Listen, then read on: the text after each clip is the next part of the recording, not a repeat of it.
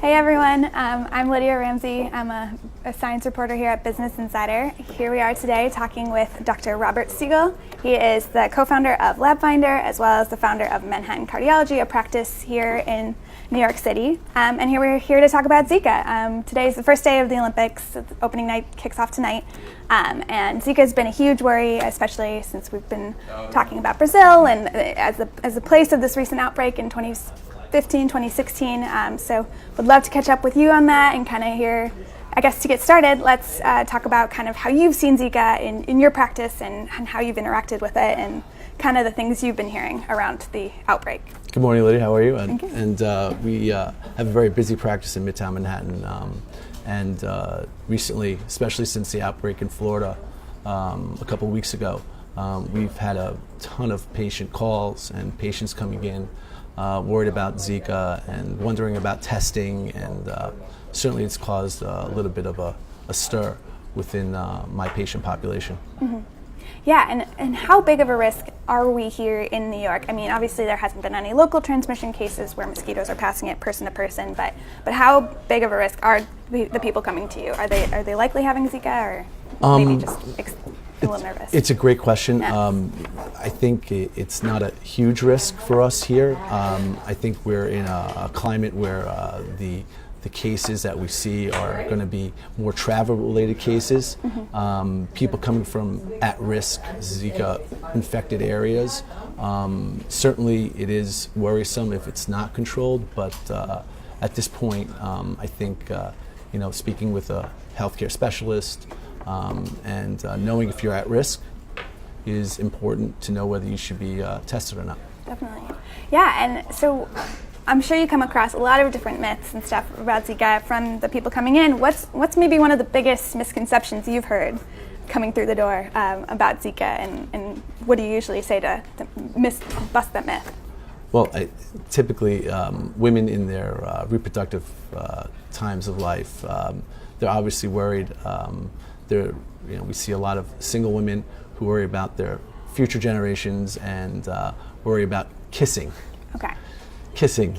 It's there's been no documented cases of transmitting Zika by kissing. No, definitely so not. We're in New York City, and certainly a lot of kissing happens. Mm-hmm. So certainly I want to put that myth to a stop. Right. So when it comes to Zika, the virus is mainly spread via blood and semen and urine, they think, maybe, possibly, but it definitely is carried in urine, correct? Those are the three those are the fluids. three modes of transmission. So obviously vaginal fluid, semen, and sexual transmission.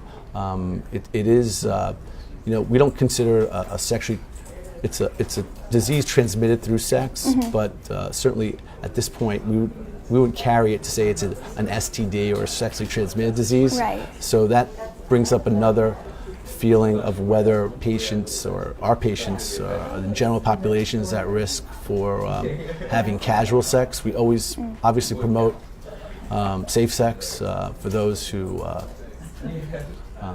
are having sex, and obviously in areas where the Zika infection is quite high and the prevalence is quite high, mm-hmm. You you want to think about abstinence, especially in women who are thinking about getting pregnant. Definitely. Yeah, it sounds like we have a question coming in from Facebook. Aaron, do you have that? Okay.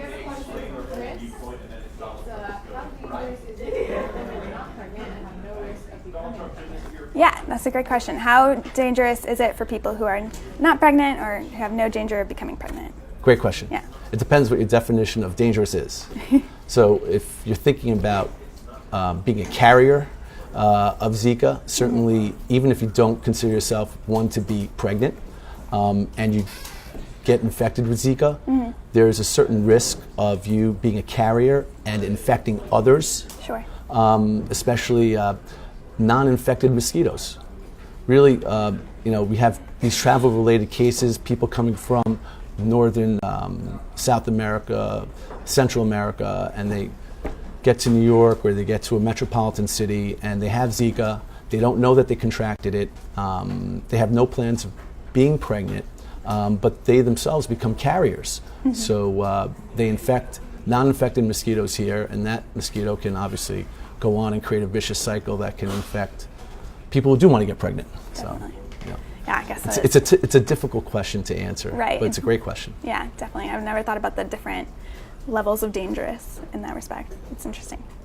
So turning our attention to Brazil, I wanted to get your thoughts, kind of just how you feel about these upcoming Olympics. I mean, that's a huge international event, so lots of people traveling to a place with active Zika transmission.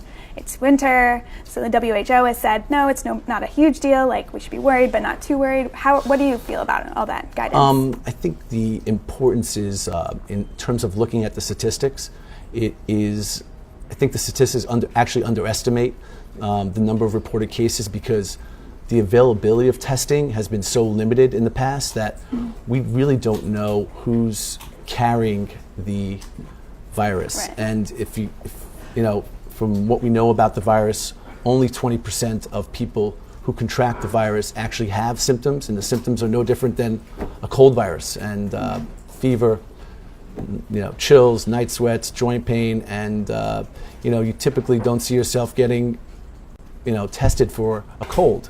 So it really scores the value that looking at the number of reported cases and knowing if you're at risk when you go to Brazil, you have to be careful going to what generally is considered the ground zero or epicenter of the virus. So Definitely, yeah. I would be careful. Yeah, definitely. And so to that point, what kind of steps can people take if they're here, they're in Brazil, or if they're an athlete getting ready to compete and don't want to be struck down by a debilitating illness? What are some of the steps they can be taking? So the first step is to prevent mosquito bites. Sure. How easy is that? It's not so easy. We all get bit by mosquitoes, and certainly you can prevent it. The athletes themselves, after their competition, you want to stay inside as much as possible and not be outside and expose yourself to mosquito susceptible areas such as polluted water, swamp areas, places where stagnant water does exist, and really be in well-ventilated indoors, and keep yourself, insect repellent is very important, obviously, and wearing long sleeve shirts and long pants, and it's really something that you just want to be smart about it. Absolutely, yeah. And for people coming home, I mean, in your practice and stuff, and especially since you're a part of LabFinder, and I'd love to hear kind of more about that, but should people, regardless of whether they feel symptoms or not, be tested for Zika? Like, what is kind of the best practice in your perspective? That's a great question. So you don't want to cause mass hysteria. Of course. But there is a certain level of what we know and what we don't know. So up until recently, you were able to get tested through the CDC, Center of Disease Control, and Department of Health. But CDC actually has granted and expanded their commercial use of testing, Zika testing, to just general clinical labs. So that's where a company like mine, LabFinder.com, you can go right on the site, put in your zip code, and find a clinical lab that can do the testing, and you visit the test center, and you get access to your results the same time as your doctor, and you can protect yourself. So, and when I say protect yourself, you really want to know, knowledge is power. So you really want to know if, you don't have the disease, but if you do, you don't want to be a carrier of the disease. So it's really important to be proactive about your health and get tested. Definitely, yeah. What was I going to ask? So this is a relatively new outbreak, right? Like, we've seen it before, it's been around for decades, but this is really the first big resurgence of it. What are some of the, you as a medical practitioner, what's the most fascinating part about watching this all unfold to you? It's not fascinating, but it's sad. It's really something where these outbreaks, because we haven't had the general testing available, it's really hard to know whether we've been dealing with just a simple cold virus or another type of virus, especially in these tropical zones, that we haven't been able to diagnose because we haven't had the screening available. Now that we're having the screening available, we're able to really put our statistics at hand and really tell people whether they need to worry or not. So it's a concern. I wouldn't say I'm that concerned regarding the outbreak to areas such as New York and above the subtropical zones, but certainly you have to be a little bit cautious in terms of what you read and how you read it, because we just never had the diagnostic testing available. So when you go to my site, LabFinder.com, you can really find out whether you have contracted the disease and put yourself in a situation where you have a little bit of education, and you bring that to your local healthcare provider, and you can discuss the results and really find out whether you're someone who puts yourself at risk for spreading the virus to generations. And as you know, Zika has been linked to birth defects such as microcephaly, and this is just abnormal brain growth and small head growth in babies, and you have hearing loss and eye defects, and it's really a terrible disease in that facet. So I think we have to take what we know about it with a grain of salt, but really we just don't have the general testing available until now to really get to know the disease. So I would picture that in the next few weeks to few months, you're really going to have a lot more information and reason to be concerned or not to be concerned because of real numbers. Definitely. It looks like we got a Facebook question. Do you? Our question is from Joey. He's asking, do we know why only some people show serious symptoms? Sure, that's a good question. Do we know why some people only show serious symptoms? Why isn't it everyone?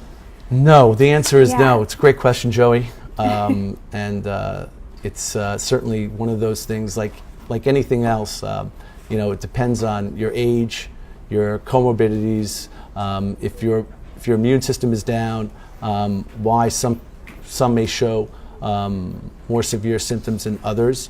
But this is a very insidious disease, and really, if you can't tell this virus from the syndrome or manifestations from a regular cold virus, then it's really very, very hard to pick up.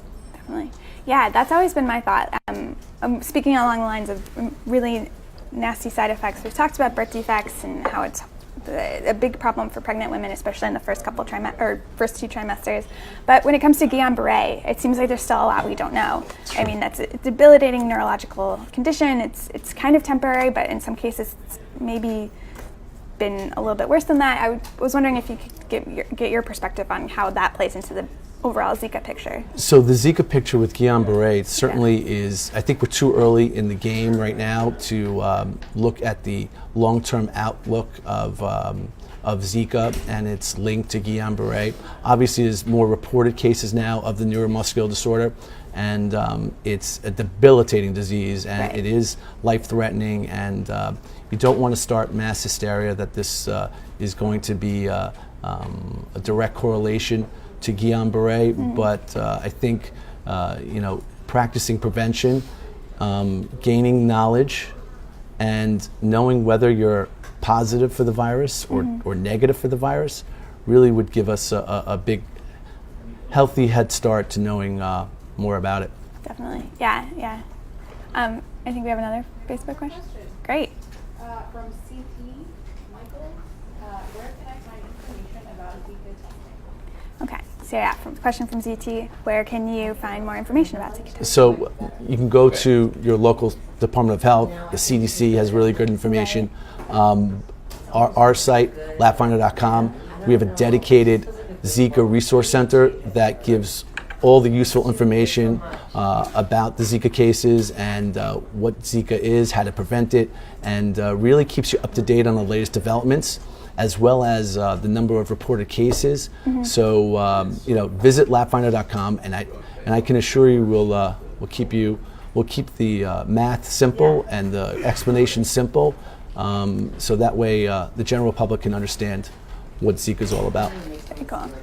Definitely. Yeah, and I mean, one of the big questions I have, and we kind of hinted at it earlier too, is how this whole the breakout that's happening in the one neighborhood in Miami is going to play out. Like, is this, as far as you know, you mentioned it's mostly going to be a problem in the subtropics.